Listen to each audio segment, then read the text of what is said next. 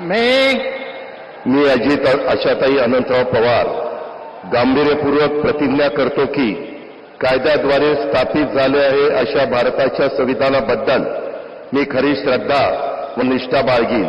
मी भारताची सार्वभौमता व एकात्मता उन्नत राखीन.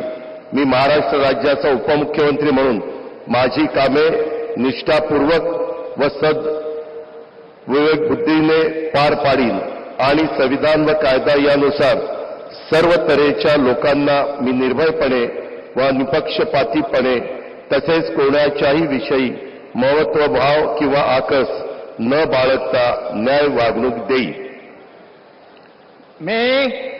मी अजित आशाताई अनंतराव पवार गांभीर्यपूर्वक प्रतिज्ञा करतो की महाराष्ट्र राज्याचा उपमुख्यमंत्री म्हणून माझ्या विचारार्थ आणली जाईल किंवा मला ज्ञात होईल अशी कोणतीही बाब असा उपमुख्यमंत्री म्हणून माझी कामे यथायोग्य पार पाडण्यासाठी आवश्यक असेल ते खेरीज करून एरवी मी कोणत्याही व्यक्तीला किंवा व्यक्तींना प्रत्यक्षपणे वा अप्रत्यक्षपणे कळवणार नाही किंवा त्यांच्याकडे उघड करणार नाही.